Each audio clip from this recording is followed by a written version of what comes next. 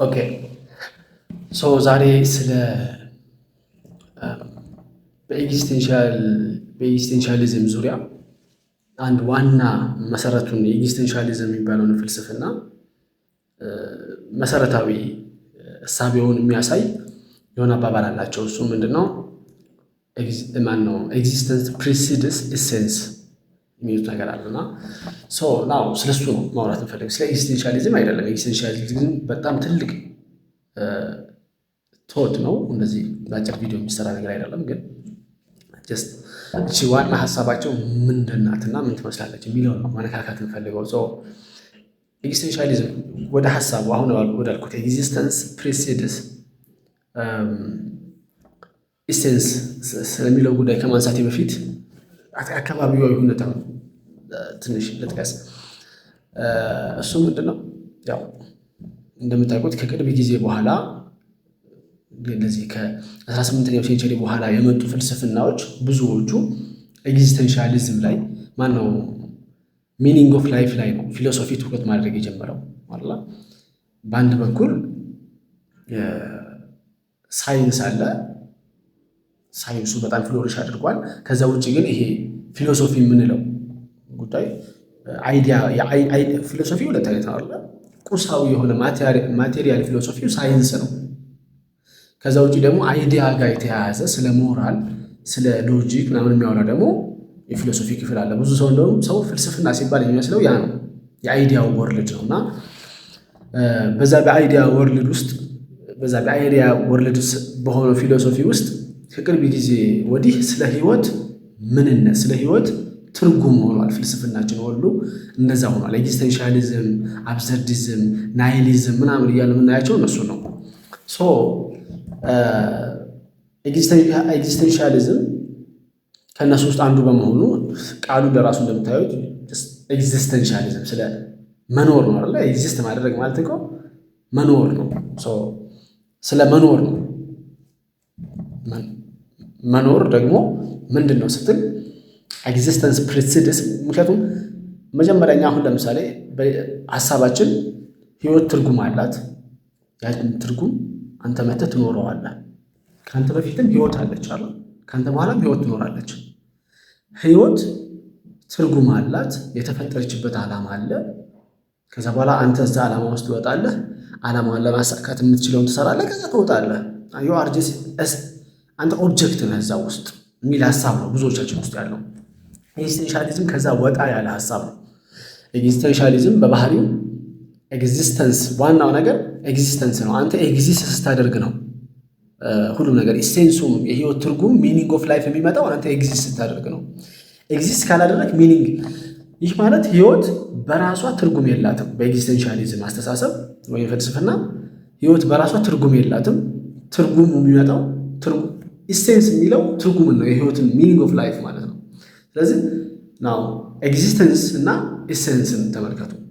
አሁን እኛ ኖርማሊ የምናስበው በዴይ ቱ ዴይ ላይፋችን ላይ ኢሴንስ መጀመሪያ ይመጣል። ህይወት ላይ ኢሴንስ አለ፣ የተፈጠርክበት ዓላማ አለ፣ የምታደርገው ነገር አለ። ለዚህ ነው የተፈጠርኩት ምናምን ያልክ ትኖራለህ። ስለዚህ ከመፈጠርህ በፊት ዓላማህ ነው ያለው። ከዛ አንተ ለዛ ዓላማ ተፈጠርኩ ብለህ ነው የምታስበው። ስለዚህ ዓላማህ አለ፣ ኢሴንስህ አለ። ከዛ ደግሞ መኖርህ ሲመጣ አንድ ላይ አንተ ዓላማህን ትኖረዋለህ ማለት ነው። ይሄ ነው ኖርማሊ እኛ የምናስበው ይሄ ነው። ኤግዚስቴንሻሊዝም እንደዚህ ነው የሚያዞረው። እንደዚህ ያዞረውና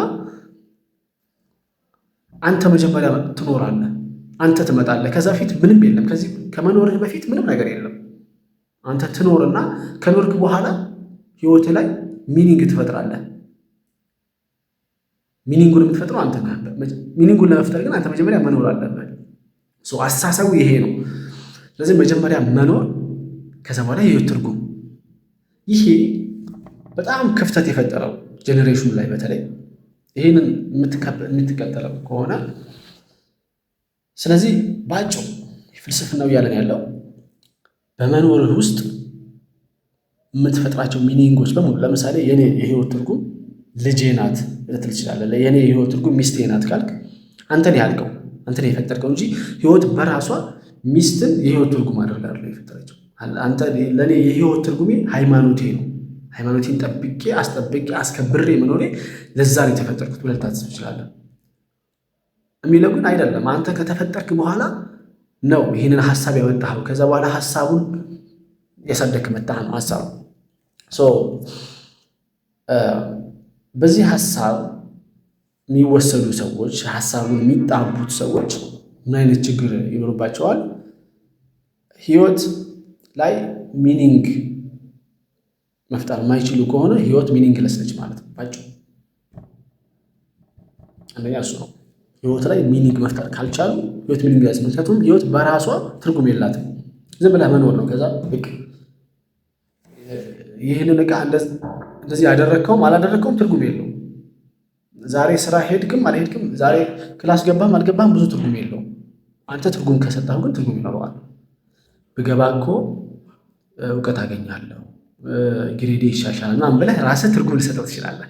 ዛት አንተ የሰጠው ትርጉም እንጂ በራሱ ግን ትርጉም የምታደርጋቸው ነገሮች ራሱ በራሳቸው ትርጉም አይኖራቸውም ነው ሀሳቡ። ይሄ ነው። ስለዚህ ይሄ ሀሳብ በአጭሩ የሚመራን አንተ ሚኒንግ ካልፈጠርክ ህይወት ኢምፒቲ ትሆናለች አለ ትርጉም የሌላት ትሆናለች። ከዛ ውጭ ደግሞ አንዳንድ ሰዎች ሲሊ ነገሮችን የህይወት ትርጉም እንዲያደርጉ ያደርጋል። ማለት ለአንዳንድ ሰዎች ጥሩ ሊሆን ይችላል። ማህበረሰቡ ከሚገድባቸው የመኖር ትርጉም ይሄ ነው እያለ ሲነግራቸው ካደገው እስራት በዚህ በኤግዚስተንሻሊዝም ተፈተው የህይወታቸውን ትርጉም ትልቅ አድርገው ቀርጸው ትልቅ ደረጃ ሊደርሱ ይችላሉ።